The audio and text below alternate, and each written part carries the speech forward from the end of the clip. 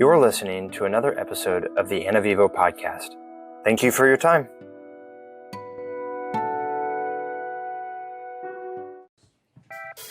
Ladies and gentlemen, welcome back to the Anavivo podcast. We are here live in Corpus Christi, Texas. Special guest. He is a ghost because he just retired yesterday, which is pretty exciting. Naval veteran and historian and man of the hour extraordinaire. He can do pretty much anything. I don't actually know anything he can't do. And I'm happy to have on the show this morning, Stephen Hoskins, ladies and gentlemen. Thank you. Good to be here. AKA, what is your call sign? Donger. Maybe that's a story, but maybe not. No, it's a story. It's a shareable story. Okay, shareable. So that's keyword, shareable. Yes. Well, good. Maybe we'll lead in with that then. Why, and what does that even mean? So Donger. So this was, let's see. We were doing workups prior to going on deployment. And this was how many? This was, let's see. This would have been 2000. 2008 time frame, probably. Okay. Starting workups to go on cruise, and this is when I was flying the A6Bs. We were down off the coast of California, out of San Diego, and on the cat stroke. So they have on in every carrier-based aircraft an external stores emergency jettison button. So if you lose an engine, you can hit that button and all of your external stores, so if you're carrying bombs or whatever, you can jettison those so you can still fly away single engine, because you won't be able to fly off the carrier single engine with all of that extra weight on. With all that weight, yeah, okay. So in the Prowler, we were carrying, that time, we had 2 jamming pods on and 3 external drop tanks. Okay. And this, what carrier? This was on the Stinkin' Lincoln. The Stinkin' Lincoln. Yeah. So we there was a mechanism inside there, a switch that failed internally on the cat stroke, and unbeknownst to me, that as soon as we got weight off wheels, that circuit was completed, and all 5 of those stores jettisoned off the aircraft into the water.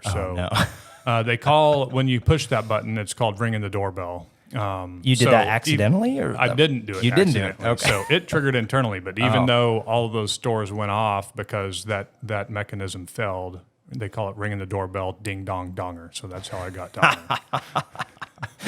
That is awesome, and I won't even ask how many billions of dollars or millions of dollars that. It was like $4.6 million. So some of the other call signs that were speculated was like Austin, so half of the $6 million man. Yeah. So things like that came up, but Donger's what stuck. Donger what stuck. Yeah. Nice. Okay. And was this pretty quick after you returned, or was this all over? Everyone's cracking up, I'm sure, over your headset as you're already in the air going. They're like, "What did you just do, Hoskins?" Well, initially, so at the end of the cat stroke, you usually feel and hear the thump. Okay. Where when you're clearing the shuttle and getting weight off wheels, and then this one was the thump, and I looked over at my ECMO 1, and I was like, that was kind of weird. And we were in our clearing turn, and at that time, the air boss who watches everything that's going on flight ops, he came up and was like, "Hey, 502 boss, you probably already know this, but you just lost all 5 of your stores." And I was like, "Oh, that's what that was." So I'm feeling a little light. Everybody knew it, and so we immediately came back around for that recovery, and I made the airplane cartoon the next day. So nice. It was kind of funny because my commanding officer at the time was like, "I've been in the Navy 20 years and I've never made the airplane cartoon, and you've been flying Prowlers for less than a year, and you're already in the airplane cartoon." So it was a pretty good airplane cartoon. I've still got I was just going to ask if you have a copy of it. Yeah, absolutely. And it's based off of a Far Side Observer where 2 guys wearing dunce caps are staring at each other, and it has all these buttons up there like ruin CAG's last flight, because he was behind me waiting to get launched off the carrier, and then he saw that happen. So it was ruin CAG's last flight, waste $6 million, and then catch the 1 wire, which typically you're always targeting the 3 wire on the carrier, but we were in an abnormal configuration, and we usually always flew flaps 20 coming back to the ship. And so the LSO at the time was like, hey, to increase the drag, fly flaps 30. And so I came back through the burble and settled right into the ace, which you don't want to catch the one wire, but I did it. And I was disappointed at the time because I was like, I'm a better pilot than this. But after seeing the airplane cartoon and seeing that and all those buttons up there, so that was just an extra button. And then the pilot's caption was looking over at his ECMO one to the right, said, which one should I push? And the guy to the right said, I don't know, just push them all. Push them all. It could have gotten a lot worse, but yeah, it could have. Yeah, it's a good story that you can laugh about now. I'm sure you were probably in the moment, beating yourself over the head, like, how could this wasn't me? You know, people aren't believing that you were the one that didn't actually push the button. Oh yeah, and then you second guess yourself because you immediately have to come back and then start the investigation. And you have to go down to the medical and pee in a cup and do lab work and everything to make sure. Am I going crazy? And I'm like, is there any way that I could have accidentally pushed it when I put the landing gear handle up? And so I'm like, no, there's no way. But, and they're all just gaslighting you. And then you get grounded for a couple weeks, waiting on the FNAB process to clear you. And then not the good thing, but what came out of that is there was a Marine Corps EA-6B at Cherry Point that the exact same happened. Same thing happened probably a week and a half after that. Really? They didn't lose any of their stores in the water because they just skidded down the runway. But kind of the funny thing was after that too is some of my LSO friends that were up on the platform, one of the enlisted observers that are up there too, he looked over and saw something floating. It looked like a fin sticking up, and he was like, "Hey, look, sir, there's a shark out there." But it was actually one of our drop tanks that was just floating by, and the fin was just sticking out of the water. Oh man! So they were able to actually identify, though, with that second accident, potentially something wrong with that aircraft specifically. And obviously, the EA-6Bs aren't around today. So would you say you're the sort of the cause or impetus behind the retirement of the EA-6B? Who knows? Maybe. No, but it definitely wasn't the aircraft. What they figured out, it was that switch. I guess was probably just so old. And I don't think they were making new switches at the time, so switches were just starting to fail just because of the lifespan that they've been in, since prowlers have been around since Vietnam time frame. So, and what was your rate before you went? I was an AE, aviation electrician's mate, and working on EA-6Bs. So did you have with that background and that knowledge, you were kind of playing schematics in your brain as you're like what could have gone wrong? And you're like thinking through the switches and like from the AE perspective, even like I know this aircraft. Yeah, not in the heat of the moment, but it all made sense when I got back and I could start thinking about it and processing everything of the weight on wheel switch and completing the circuit. Because as an AE, I troubleshot all of those circuits. Definitely as a wire chaser, it wasn't like the advent of like the Super Hornet and now the F-35 to where AEs just became more like an AT and avionics technician. And they would troubleshoot themselves and you just swap boxes. So definitely chased a lot of wire in the Prowler and understood how the systems work probably better than most. Which is a huge blessing and a benefit to then getting to be a pilot for one of those aircraft. Yeah, which is absolutely. Cool. So neat. Awesome. Well, that was a great story. So old CVN 72 couldn't have done it better. Yeah, that's neat. Well, thanks for sharing, Stephen. You're welcome. Appreciate it. Woo! All right, so that was great. That was an awesome look into your call sign history, but also you've had a career now of how many years in the Navy? It'll be 23 total with my prior enlisted time. Okay, awesome. So a couple decades of just, you've seen it all. You were there for the tailhook. When did you come in? What year? Initially enlisted in 1996. Yeah, so right just after the tailhook scandal. Perfect timing. Yeah. You went right into aviation. Was that by choice? How'd you choose AE? Where were you in the world? Were you trying to escape this place in the world to run off and join the Navy? Well, I guess where you were, there's no ocean. I guess it's kind of twofold because initially, growing up, I always had the dream and wanted to be a fighter pilot in the Navy. And so, going through high school, I did all that stuff to set up for it, and then got a congressional appointment to the Naval Academy and went there starting as the class of '98 in was it June of '94, I think, is when you go to start plebe summer. And really, that was, I came from a really tight family and close, and I think it was really a culture shock for me at the time. So, and where were you? Where'd you come from? From Nebraska, but grew up in central Missouri, in Clinton, Missouri. Went to Clinton High School there. Yeah, and small community, and then my family was really tight, always close with my family, and I think it was really just a culture shock when I got to plebe summer. Sure. And so I elected to DOR, or drop on request, at the end of plebe summer, and then decided just to get out and then go pursue my degree as a civilian. And after I did that at a couple different colleges, I decided, I really still want to be a pilot in the Navy, but obviously throwing away an appointment to the Naval Academy. I'm not going to be able to get another officer program, so the only way that I really saw doing it was enlisting and then requesting another appointment or an NROTC scholarship. So that's when I enlisted in 1996, and then went up to Great Mistakes in Illinois. And I remember going there in February, and a horrible time of year to go through boot camp in Great Lakes.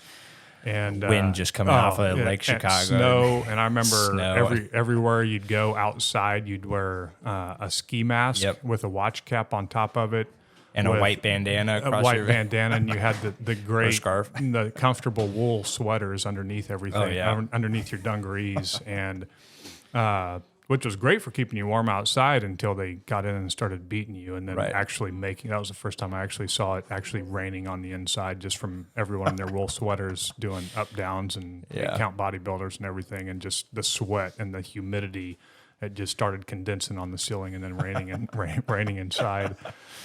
But overall, boot camp was a pretty good experience. That I felt kind of the same culture shock when I got there. I'm like, what am I doing here, man? Seriously. But you went through plebe summer the whole way, or did you drop? So it's kind of, not that it's comparable in any way, but there's still that culture shock and that total difference, and and getting yelled at and getting not treated like a normal human of what you thought you deserved.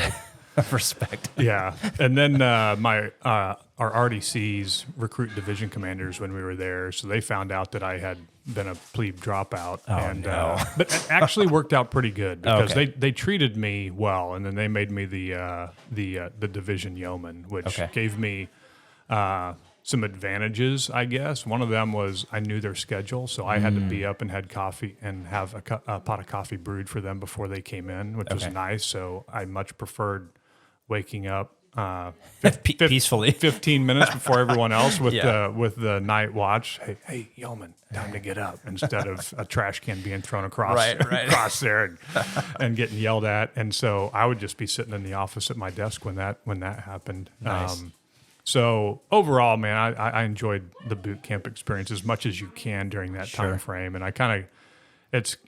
you can see in the Navy how even in times like that, when you are a fresh boot with chiefs and senior chiefs as your RDCs, how they can you form a bond in the military that's unlike any other. And you could even see, like, the day before graduation, how they started getting kind of distant, because they do this every 8 weeks, that they build a relationship with their recruits, and then they have to kind of put on the cold face to see hard. them off. But I did get them to laugh on that last day, because one of the things they told me when I started as yeoman is, don't ever wash our coffee cups, just like a crusty old chief would. You'd look in there and you'd see it just coated in brown. Yeah. So the day of graduation, after we got done and everyone was was packing their sea bags to head out, I took all 3 of their coffee cups into the bathroom, and man, I scrubbed them sparkling clean, and I put them back in there. And so I had managed to escape the office before they came in, and then I just heard about 3 or 4 minutes later, "Yo, man!" And then you're just booking it down the hall. But when I came in there, they both had, or all 3 of them had smiles on their faces, just because they appreciated me and I appreciated them, and it was just kind of a good jab at them on the way out the door. Yeah. So that took us to that was why I became an AE, because I still wanted to be around aircraft, even though I couldn't fly them yet until I got through an officer program. And so you didn't want to go air crew or any of that even to no, just being an electrician sounded really interesting to me. Yeah. I always enjoyed that. Yeah. And so went to AE school down in Millington, Tennessee, before they went down to Pensacola. Did well there, and then had the option to go P3s out to Hawaii or EA-6Bs at Whidbey Island. And I chose EA-6Bs just because... You wanted to fly jets? Well, that and Pacific Northwest that was a part of the country I'd never been to, so I wanted to go check it out. You didn't want to go to Hawaii? You'd been there before? No, I had not been to Hawaii, but out of the two, I thought EA-6Bs and Northwest Washington sounded pretty neat. Yeah, that's fair. And getting out there, it was just, this God goes before you all the way. And I remember the church we were going to at the time, great family. They took me into their home. This was when I was a young enlisted. I was probably, 19 at the time, something like that. This is on Whidbey? Yeah, in Oak Harbor. Yeah.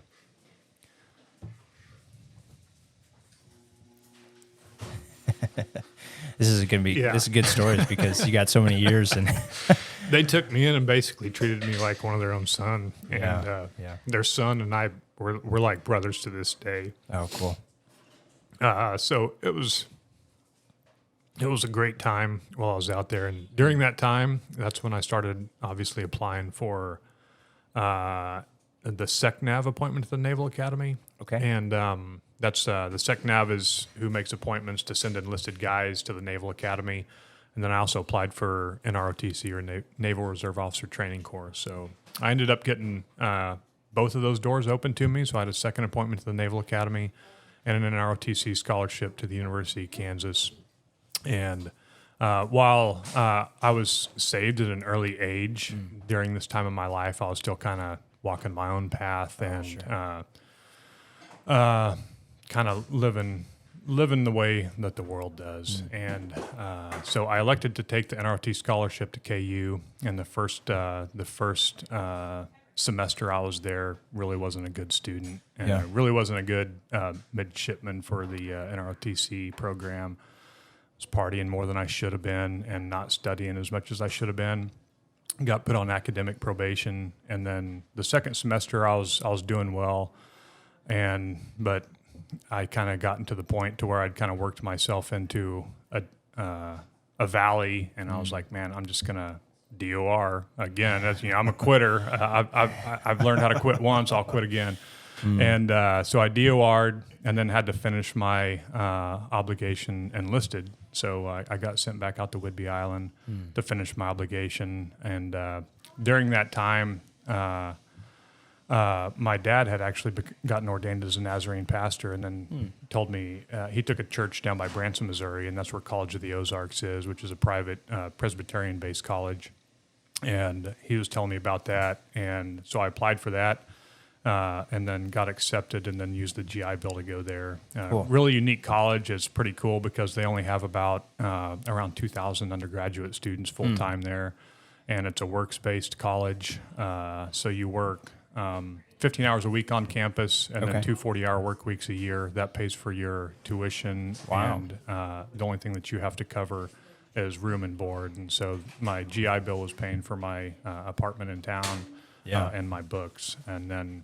And it paid for your college too, right? So you didn't have to work, or did you work also? Or No. Well, I did get, after like the first 6 months or a year there, I did work at Applebee's and then Dixie Stampede down there as a server too. So, which was Glory and I both worked there as servers at Dixie Stampede, and that's where I ended up meeting Glory. Cool.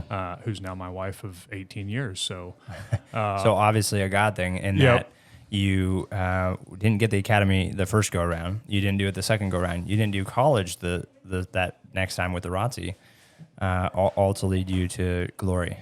And more. I mean, obviously with your career and now 4 beautiful kids and that love the Lord. And wow, so cool. So I want to pivot here for a second. So you're now out of the military altogether from an enlisted perspective. You're going through college at College of the Ozarks. you were taken in and loved on and witnessed to by this family in Whidbey Island, but you'd also kind of grown up in a Christian culture. Where would you say your faith then became real? Was it during this time at college, the third time at college, or was it kind of had it been little steps along the way as you've kind of been going through this? Well, I would say my faith was real early in age. I remember going to church with my parents and really making that decision and the realization that, Jesus Christ is the Lord of my life, and making that commitment, getting baptized, and then, as I said, along the way, like a lot of people, just like the prodigal son, we strayed. But it was actually when I kind of had the realization that I've still been kind of the Lord of my own life right now, and the way that I've been walking. It was when I dropped out of NROTC at the University of Kansas, and while I was in lieu waiting on my orders of where I was going to go to finish my obligation, I was living with my parents, waiting on those orders down in Branson, Missouri, and I just said, I've screwed up my life enough. So at that point, I'd say that was really kind of the transition point that I was like, Jesus, I want you to be Lord of my life. You direct my steps, and from there, had to go do my penance of finish my obligation with the Navy, and then I came back to College of the Ozarks there and met Glory, and then since then it's just been awesome to see God go before us and take us back to Whidbey later in life as a pilot, and getting to be part of that family again. That took me in, and they were still there. Yeah, they were still there, and then my family grow while their family grew as well, and just kind of be intertwined with all of them. Oh, cool. And where are they now? Are they still out there? Or are they no, they've moved over to Boise, Idaho. Okay. Now. So Nampa, actually, but cool. Yeah. Were they Navy? Is why they were out there? Or they just a family that was the dad. I guess I can give names on here, right? It's up to you. Yeah. So it's gonna be heard by Larry Ammon. So Larry and Connie Ammon are the dad and the mom, and then Stephen Ammon's the son, and then sister Stacy Ammon. So Larry was a Vietnam veteran in the Army, and then they lived in Illinois for many years, and then just a few years before I went out there enlisted-wise, they had moved out there as well. So just randomly, because it wasn't since he was Army, it wasn't a Navy. Well, but it was Connie's brother. Steve Walden had lived out there for years and years, so they made it was through her family that took them out there, and then Steve Walden's wife, Chelsea Walden, her dad, we called Grandpa Ralph. He was in the Navy for years and years and years as well. So I think that's kind of how the kind of, I guess, the initial part of how all of that family kind of went across the country and made their way out to Northwest. Doing in Boise now? Stephen is a therapist there in Boise. Started helping a lot with like PTSD and using REM, like rapid eye movement, desensitization and stuff like that, and a lot of stuff that is beyond me. I know electromagnetic spectrum and all that stuff, but everything that he's doing is pretty awesome. It's kind of cutting edge type stuff, but he's doing great work there. Cool. And then his parents are they're living the retired life, enjoying their kids and their grandkids. But you guys still keep in touch, obviously. Oh yeah. And we just got to go out there at beginning of October this year. Oh, cool. And spend a week out there with them. So it was good. Awesome. Good time to reconnect. Good happy reunion. Yeah, absolutely. So now you're graduating from College of the Ozarks. You're reapplying as an officer. Yes. So I was there at college, and then I think it was probably my second year there. I started getting mailers from the Navy for officer programs, and I was like, "Do they really know me? They know that I've already thrown away 2 officer programs." But I was like, "Hey, maybe third time's a charm." Yeah. And so I applied, and miraculously, or not miraculously, I guess it would be miraculously, because I think only God could have opened that door for a third time for me. Got accepted to a pilot slot. Okay. And accepted it, and then graduated in May of 2003, and then went to OCS that same summer for 90 days down in Pensacola. Oh, neat. Which is what you always wanted in the end. So I can say that there's probably not very many of us that have tried every officer program there is in the Navy, from the Naval Academy to NROTC and through OCS. So as one of the few. I'm one of the few. Would there be a way that you would recommend now that you've tried all 3? To your son. Your just, son wants to go in. What are you recommending? Or your daughter, she wants to go in. What are you recommending to her? To me, I guess it just depends on every person and personality. Sure. I mean, to get a college paid for you, then obviously the Academy or ROTC is great. But if you have resources or academic scholarships or whatever to whatever college that you want to go to, then OCS is definitely by far the quickest and the easiest and the best in my mind, because that's why they call it, in the old days, they called it 90-day wonder, because you get there and 3 months later you're an ensign in the United States Navy. So. Knife and fork school? Yeah. Cool. Plus you're in Pensacola, which is not a bad place to be. Although it's in Rhode Island now? Newport now. So. Yeah, so... Still not a bad place to be. No.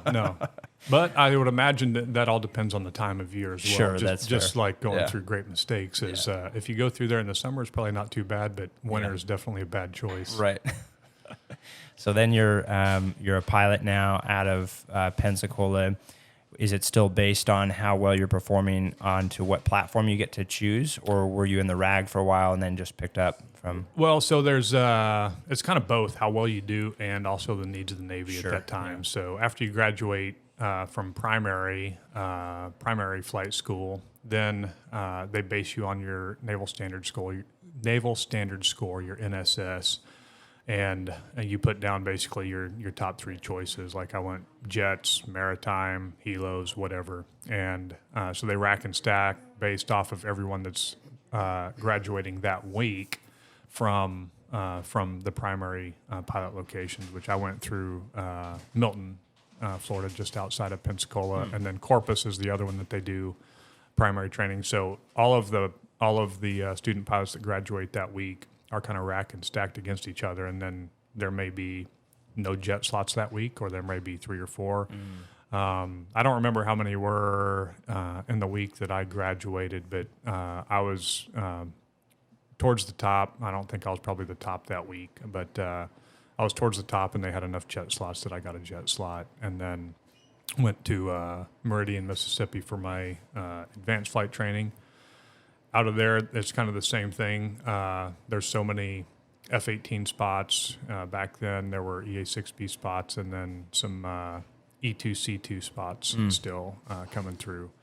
And for me, it kind of worked out good, because there's not very many guys that wanted to go prowlers. Actually, it was kind of more... Because it's a 2-seater and you want to be Top Gun and fly by yourself? Yeah, everyone wanted to fly F-18s at the time. So there was actually a guy that got winged a month ahead of me that got prowlers, and man, he was bummed. Oh. And then like my class advisor and then the department heads down there at the time knew that I wanted to go prowlers, so they ended up calling VAQ 129 and saying, "Hey, we just winged a guy and slated to come prowlers, but we have a guy next month that really wants to come prowlers. Could we slide that seat a month?" And so they were like, "Yeah, absolutely." And this guy knows prowlers because you worked on prowlers, and knows would be. Yeah. And so the guy that did get prowlers ended up getting F-18s, which he was super stoked after he got that news. He still owes you to this day. Yeah, pretty much. And so I got EA-6Bs. Everything was happy, and then I got to fly F-18s eventually anyways. So, so it all worked out. It all worked out, yeah. That's cool. Yeah, what point did they retire the EA-6Bs and retrain you all into this? F-18? So they started transitioning the fleet around late 2009, 2010 timeframe. So they were sending all of, or are training all of their initial instructors for 129 in the Growler to either Lemoore or Oceana, where they train, where the F-18 FRS is, to basically get them qualified and ATOPS qualified to be able to be capable to instruct in the Growler. And then they would do kind of a top off once they got back to 129 to learn the specific systems in the Growler that the F-18 doesn't have for all the electronic attack stuff. And so that started happening in 2009, 10 timeframe. And I went to Oceana all of 2010 and transitioned to there. And then there would usually be a couple squadrons, EA-6B squadrons that were transitioning to the Growler at the time that would come through 129 to get qualified in the Growler, so they could stand up and be operational in the Growler. But I don't think the last squadron finally transitioned until maybe 2014-15. Okay. Don't hold me to that either, but it was around that time frame. So. Yeah. Nice. And so then you got to go retrain, fly the F-18s for basically the rest of your career until you went FTS? Yep. So I did a year of F-18s in Oceana and then came back for 3 years as an instructor in the Growler, and then did that for 3 years. And at that time, we had our second kid, Caleb. So we had Addison while I was deployed in Prowlers, and then our second child, Caleb, was born while we were in Oceana. And then our last two, Noella and Zebulon, were born while I was an instructor in 129. And then at that point, I was like, man, I really don't want to deploy anymore with kids. You know, I grew up, my dad was a truck driver, so he was over the road, gone, 2 or 3 weeks at a time, home for 2 or 3 days. And so as the youngest child, that really weighed on me. Sure. Didn't want to pass that on to the kids. Yeah. And so I had the same, I had... Out of that life experience I had, man, I want to be here for my kids. I don't want to be gone all the time on deployments. And so that's when I was out in Oceana, a couple of my Air Wing F-18 Bubbas, they had switched to FTS. And I really hadn't heard about it until they were telling me about it. And I was like, wow, man, that sounds like... too good to be true. Yeah, you're pretty much active duty to retirement. The benefits are all the same, except I'm kind of an active reservist. And so I put in my application for that, and then got T-45s down in Pensacola to go down there and keep instructing. It's now called TAR, which is kind of funny because the way that the Navy works, because I remember enlisting in 1996, we had a few guys coming through boot camp with me that were TAR. It was TAR back then, It was TAR right? then, and now they switched to FTS, and now it's back to TAR. But I liked FTS, the acronym, because it was full-time support, but when I switched to FTS, especially in the training command in Sinatra, I call it full-time shore duty. So from my last deployment in 2008, and I switched to shore duty in the F-18s and Growlers. I mean, that was my last deployment. So I've been pretty much on shore duty from 2010 all the way to I'm retiring until next year. Till yesterday, technically, slash this coming. Yes. You're on terminal right now. Yep. That's awesome. What a blessing. I think there's some similarities there. I mean, I remember my first carrier in 2010, we still had Prowlers on the carrier. And when we were rolling them back across the flight deck, that was always the thing was, hey, watch out for these Prowlers. They just suck people right up. It was like, that was the jet that did it. And then they went away shortly after that. And then similarly, my dad, who was a Navy pilot for years and retired out of the Navy, I'm the oldest, but I could see my youngest brother. He had the same effect because he did not go FTS or TAR, although he did retire early and not picked up commander because of the same reason. He didn't want to be gone all the time, but he was gone for all of our career and all of our life, basically back and forth, sea duty, shore duty, sea duty, shore duty, and I could see that as a big had a big effect on me being there, and then the difference when he retired. And my youngest brother was in first grade. He was there basically the whole life then for my youngest brother. And so to me, it was a lot of the big impetus behind also getting out of active duty and going reserves. Right. Because it was like, man, I've got these 3 kids that I want to be around and part of their life. And then when they get 18 and I don't want to be around anymore, maybe I'll go back to work. But I could see that. So I'm sure Zeb especially, but the other kids here too are much more appreciative of that. Although it doesn't also come without its own headaches, its own set of headaches. Right.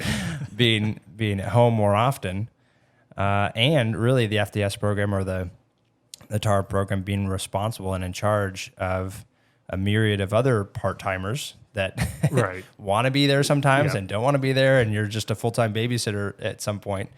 But that was basically the last part of your career. You've been the skipper now for multiple?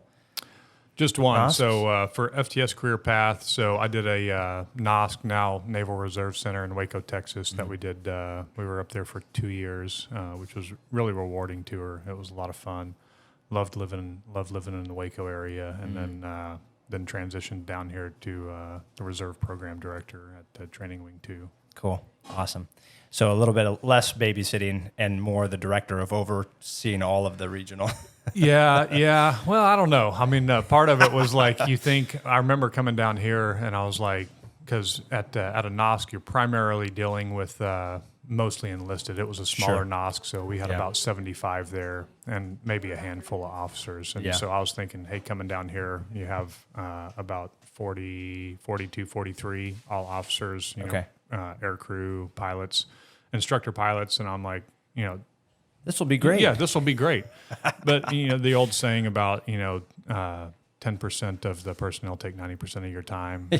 And reservists are reservists. It's like they don't think about some stuff that they need to do until they get there. And then it's kind of, hey, can you help me out with this? And so it's all a fire last minute. I think rank, pay grade, it doesn't matter. It did feel like times herding cats. Yeah. It's just a different mentality when you're a civilian, 3/4 of the year and 1/4 of the year you're supposed to be doing this Navy thing.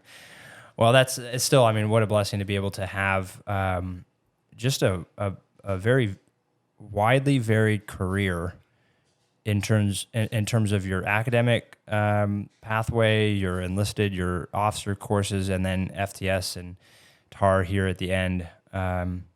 What a blessing. So, a little while ago you had said God had gone before you each step of the way. And I can see that even just being your brother-in-law, which is awesome. But from parts of your story sharing that he had provided these people ahead of you as you went to different places. And then when you got married and you had these 4 kids and you're kind of still been in not going to sea duty, especially, you've been in the same spot for a lot of the career or for a few years at a time. How has the other people poured into your life, other people in your life poured into you and given sort of an encouragement? How has that been compared to what maybe early in your career you thought, I'm going to go be a pilot. That's all I've ever wanted. I'm going to do this and this, and maybe no picture of God. He's there on the sidelines, but like you had mentioned, you being the Lord of your life, I'm going to be this pilot. I'm going to do this the rest of my career.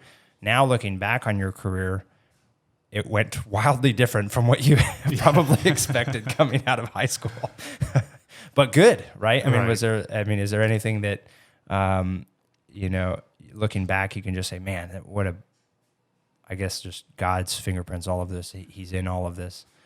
Yeah, I'd say that's just the big thing. And I think a lot of it too is just seeing, when you see, God working in other people's lives too, that this family and all the people that I was surrounded with they were loving me like Jesus, and they understood how much God loved them, and they understood how much God loved me. Yeah, and that's really the perspective. Is just if we can look at everyone that way, I think that's kind of the biggest impact. Is like they took me in, they didn't. They just saw another child of God there that was off in the Pacific Northwest, far from home, and they loved me like Jesus. And I think that's the biggest lesson of all of it, is just being surrounded by people that are quick to share what they've been given and their blessings, and just share the love of Christ through them. Yeah. Which is really that heart of servanthood and selflessness. And I mean, that's Jesus. Right. Just total selflessness. Yeah. Whether that's your material goods and you're sharing the home or a cooked meal, or whether that's your time, which is, so distracted in today's world with technology and different things that people want to do. And so that has probably, this is sort of a question, but also a lead into the way we view Christ and the way we view him in our lives and the way we experience him is really through this heart of service and through this this act of true love as he is love, and how he exemplified himself in the New Testament, but also how we then ought to emulate him. And so now that you're retired officially as of yesterday, you've started your terminal leave, you're doing all this stuff, how do you see this going forward, emulating Christ yourself, but also leading glory in that and teaching your children to that extent? Right.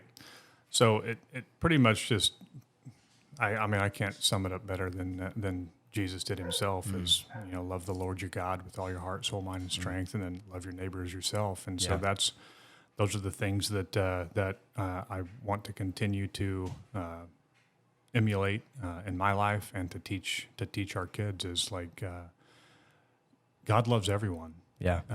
Jesus showed us that, and we need to just look at everyone around us, no matter their circumstances, no matter where they are in their walk. God's bigger than all of us, and all he calls us to do is love them. And when people know that you love them, and see the difference in you because you're unlike anyone else in the world, that's what brings changes, and that's what fosters relationships, and that's where you can share your story with those people, because that's how they, hey, what's different about you? Yeah, they see that and attracted to that. Well, it's because of what Jesus has done in me, and I know how much he loves me, and I know that he loves you as much as he loves me, probably more.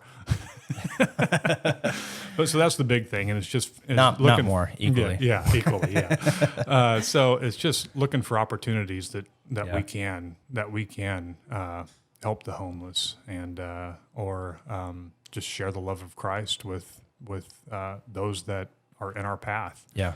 And that's kind of the biggest lesson, the biggest thing that I still want to continue emulating. I'm never going to be perfect. I'm far from it, but hopefully each day I look a little bit more like Jesus than I did the day before. Amen. And then the same with the kids, that they see me responding better to them as a father, as a husband, and then likewise that they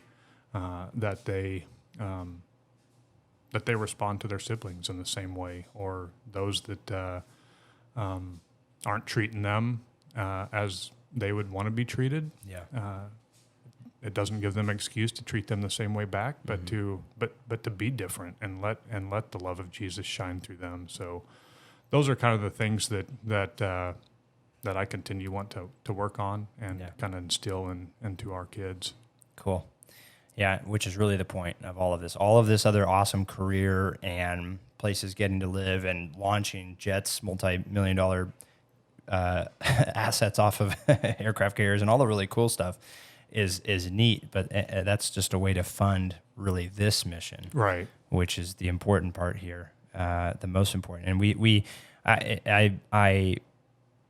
it's sort of a catch-22 for me, because in the military, everything we do and everything that's important is worn on our chest or hung in a shadow box, and these remembrances become our idols, and our ranks or our ribbons or our awards or our shadow box, or these things, which are not bad things, great for structure, absolutely needed, but they become our priority of who we are. And yet, like you said, like this has to be the purpose, the mission of our existence here on earth as Christ followers, is to emulate that love and to be servants to those around us, regardless of all of that. And all of that other stuff is just the stuff that we use to get there.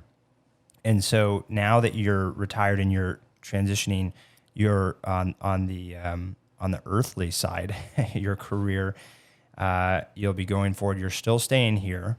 You've got this vision of how to live your life and encourage your wife and kids and serve the Lord the rest of your life with just your big heart that everyone listening can't see, but the big old blue eyes just looking across, a big old Hoskins heart here. What are you going to be doing to fund this mission field for you? Well, I just had an interview today, so hopefully if the door will open, which it looks like it's opening that way, is just to continue on serving the country as a contractor in the sim building, continuing to instruct students and teach them and coach them and hopefully turn them into great professional naval aviators like I was, and just teach them things that I've learned along the way, give them tools to carry on and have a good career in the Navy. So that's what I plan on doing, funding it. Obviously, I can't really share the gospel with them, but it's just, you can still be loving. You can still look totally radically different than absolutely than most Navy, most non-Christ follower people. Yeah. So cool. Well, that's awesome. Well, it's been great hearing a little bit. I mean, we fast forwarded through a lot of story today, and for those of you listening, you can tell we're not in a professional podcasting studio. We are in the dining room in the middle of the kitchen with children and dogs and everybody running around doing stuff, which has been great. This is life, and this is why we do this. So thank you, Stephen, for sharing Thanks, Tim. a little bit today. Yeah, it's been great, and looking forward to having you on in the future. All right, thanks.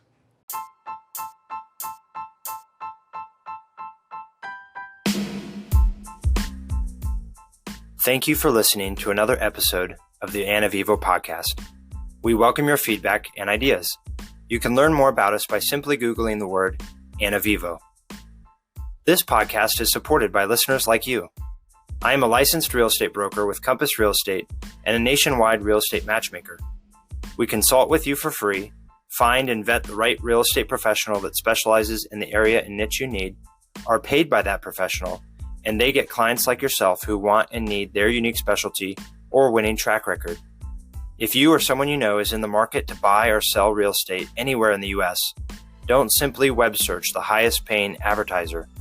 Let us use our licensed experience to find and vet the real and best professional for you. It costs you nothing but a phone call or email with me, and has saved my clients financially and emotionally. I'd be honored to serve, and you can reach me direct by email at tim.c.miller@outlook.com. And as always, to God be the glory.